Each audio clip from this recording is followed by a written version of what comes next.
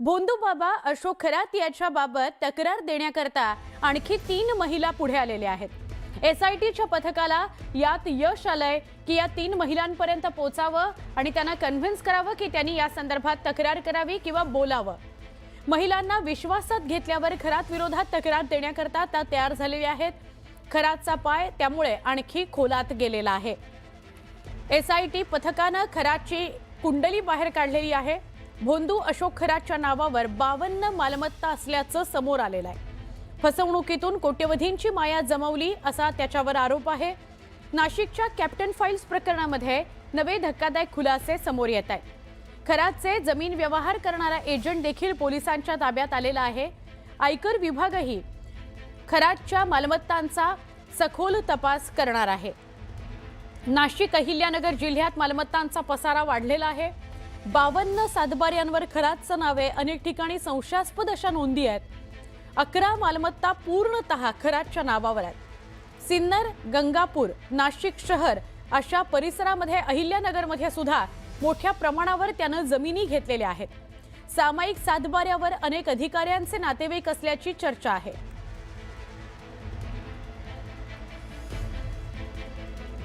आपण थेट या सगळ्या संदर्भात अधिक माहिती घेणार आहोत आमचे प्रतिनिधी सहकारी लक्ष्मण घाटोळ यांच्याकडून। लक्ष्मण, आणखी पाय खोलात गेलेला आहे। 3 महिला ज्या तक्रार करायला तयार झालेल्या आहेत आणि वेगवेगळ्या मालमत्तांचीही आता चौकशी होणार आहे, काय सांगाल? सुवर्ण, खरं तर या सगळ्या प्रकरणामध्ये आतापर्यंत एका महिलेची तक्रार होती आणि त्या एका महिलेच्या तक्रारीवरून पोलिसांनी हे सगळं जे प्रकरण आहे ते उलगडायला सुरुवात केलेली होती। मात्र पोलिसांना अपेक्षा होती की या प्रकरणात आणखी काही महिलांचा छळ झालेला आहे। ज्या पद्धतीचे सीसीटीव्ही पोलिसांना मिळालेले आहेत त्या सीसीटीव्हीच्या अनुषंगानं पोलिसांना अपेक्षित होतं की या सगळ्या प्रकरणामध्ये इतर ज्या महिला ज्यांचे सीसीटीव्ही पोलिसांना मिळालेले आहे त्या महिला पुढे येऊन या सगळ्या प्रकरणामध्ये स्वतःहून तक्रार करतील अशा प्रकारची अपेक्षा पोलिसांना होती। मात्र यामधल्या अनेक महिला स्वतःच्या इज्जतीला घाबरतात, स्वतःच्या एकूणच या सगळ्या गोष्टीला घाबरून त्या पुढे तक्रार देण्यासाठी यायला तयार नव्हत्या। मात्र पोलिसांनी त्यानंतर एसआयटीच्या पथकानं या सगळ्या महिलांना विश्वासात घेतल्यानंतर आता 3 महिला या सगळ्या प्रकरणामध्ये या खरातच्या विरोधामध्ये तक्रार देण्यासाठी पुढे आलेला आहे। लैंगिक शोषण प्रकरणामध्ये अटक असलेला हा अशोक खरात आणि त्याचे सगळे पदाधिकारी कार्यकर्ते त्याच्या बॉडीवर असलेले यांची देखील या सगळ्या प्रकरणात चौकशी केली जाणार आहे। मात्र या प्रकरणातलं व्याप्ती जी आहे ती आता आपल्याला वाढताना पाहायला मिळते। केवळ अशोक खरातच नाही तर अशोक खरातशी संबंधित असलेल्या सगळ्यांची आता या प्रकरणामध्ये चौकशी केली जाणार आहे। ज्या 3 महिला या प्रकरणामध्ये तक्रार देण्यासाठी पुढे आलेल्या आहेत त्यांच्या तक्रारीमध्ये नेमकं काय समोर येतं हे बघणं महत्त्वाचं आहे। कारण यापूर्वी जी तक्रार नाशिकमध्ये दाखल झालेली होती त्या तक्रारीमध्ये त्या एका महिलेचं लैंगिक शोषण त्याच्याच कार्यालयामध्ये करण्यात आलेलं होतं अशा प्रकारची त्या महिलेची तक्रार होती। त्या संदर्भातला व्हिडिओ देखील समोर आला होता। मात्र या 3 महिलांचं लैंगिक शोषण कुठे झालं, कसं झालं आणि काय त्यांना नेमकं त्यांच्यावरती काय हे करण्यात आलेलं होतं हे सगळं तपासामध्ये समोर येईल। त्यामुळे हा जो अशोक खरात आहे याचे सगळे तपासाचे बारकावे जे आहे ते आता एसआयटी कडून तपासले जात आहे। म्हणून रोज रोज नवीन धक्कादायक माहिती जी आहे ती या प्रकरणामध्ये समोर येताना पाहायला मिळते। आणि महत्वाचं म्हणजे आता या 3 महिला पोलिसांना तक्रार देता का आणि दिली तर त्यांच्या तक्रारीमधून नेमकं काय समोर येतं हे सगळं बघणं महत्वाचं असणार आहे। सुवर्णा, नक्की धन्यवाद माहिती दिल्याबद्दल। आज दिवसभरात अनेक गोष्टी उलगडतील या अशोक खरात प्रकरणामध्ये। भोंदू अशोक खरात प्रकरणामध्ये आयकर विभागानं सुद्धा एंट्री घेतलेली आहे। एसआयटी तपास सुरू असतानाच खरातच्या आर्थिक चौकशीला सुद्धा वेग येणार आहे। खरातच्या मालमत्ता आणि कोट्यवधींच्या व्यवहारांची सुद्धा तपासणी होऊ शकणार। उत्पन्नाचे स्रोत आणि आयकर विवरणपत्राची पडताळणी केली जाणार। देणगीदार, भागीदार आणि आर्थिक मदत करणारे सुद्धा आता रडारवर आहेत। मोठ्या व्यवहारांचं लिंकिंग करून संयुक्त तपास केला जाईल। बँक व्यवहार आणि रोख रकमेच्या हालचालींची चौकशी केली जाईल। ग्राहकांकडून घेतलेल्या फीच्या पावत्यांवरही तपास केला जाईल। खरातच्या आर्थिक जाळ्याचा मोठा खुलासा होण्याची शक्यता व्यक्त होतीये।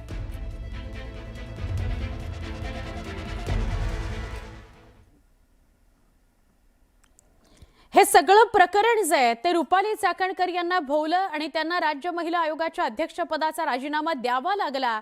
आता मात्र अजून एक टांगती तलवार त्यांच्यावर आहे।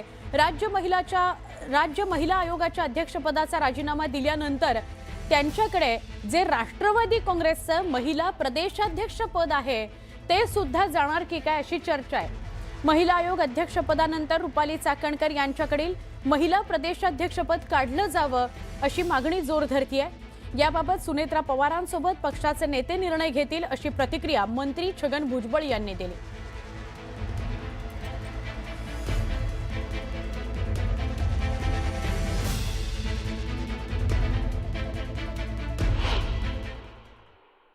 त्यांना दोन्ही पदावरनं दूर ठेवणं गरजेचं आहे।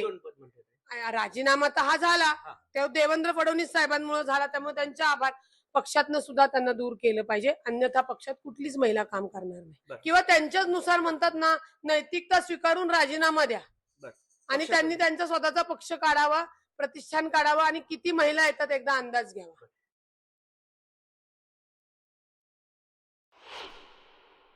महत्त्वाचं म्हणजे कालच्या राजीनाम्याची खरं तर संधी ही सुनेत्रा वहिनींनी घ्यायला पाहिजे होती। पहिली गोष्ट तर उलट गृहमंत्र्यांच्या हस्तक्षेपाची वेळ राष्ट्रवादी काँग्रेसने येऊ द्यायला नाही पाहिजे होती। अजितदादांच्या पक्षाचा निर्णय हा गृहमंत्र्यांनी घेतला, तेवढी वेळ राष्ट्रवादीवर आली, हे वाईट आहे। पण किमान आत्ता तरी जर राष्ट्रवादी काँग्रेसला महाराष्ट्रातला महिला मतदार वर्ग जर हवा असेल तर राष्ट्रवादी काँग्रेसच्या महिला प्रदेशाध्यक्षपदी अशी व्यक्ती निश्चित नसावी। पक्षाच्या ज्या महिला अध्यक्ष आहेत या संदर्भामध्ये पूर्ण अधिकार जे आहे हे पक्षाला आहे, त्याच्यामध्ये शासन येत नाही। आता त्या बाबतीत काय करायचं आहे ते पक्षश्रेष्ठी आहे, आपल्या उपमुख्यमंत्री ताई आहेत, सुनेत्रा ताई, ही सगळी मंडळी बसून चर्चा करतील आणि ठरवतील। खरात प्रकरणावरून राजकीय वातावरण तापलंय आणि या प्रकरणात कुणालाही सोडणार नाही असं मत राष्ट्रवादी काँग्रेसचे नेते सुनील तटकरे यांनी म्हटलंय। दोषींवर तात्काळ कारवाई होईल, कठोर कारवाई होईल, ही राष्ट्रवादी काँग्रेसची स्पष्ट भूमिका आहे। या प्रकरणाची सखोल चौकशी करून जबाबदार व्यक्तींना शिक्षा मिळालीच पाहिजे अशी मागणीही सुनील तटकरे यांनी यावेळी केली।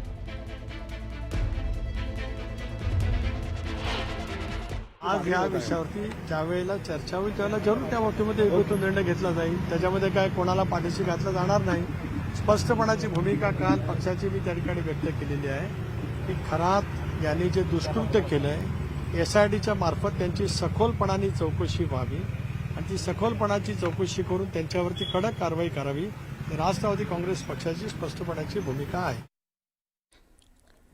बलात्कारी अशोक खरातनं कोट्यवधीची माया जमा केल्याचं उघडच झालेलं आहे। संस्थांच्या माध्यमातून त्यानं शेकडो एकर जमिनी सुद्धा लाटल्या। ही जमीन खरेदी करण्याकरता खरातनं एका खास पद्धतीचा अवलंब केल्याचं आता समोर आलंय।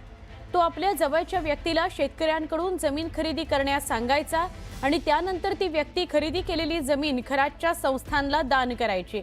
अशा प्रकारे खरातनं नाशिक जिल्ह्यात संस्थांच्या नावावर मोठ्या प्रमाणात जमीन घेतल्याचं उघड झालेलं आहे।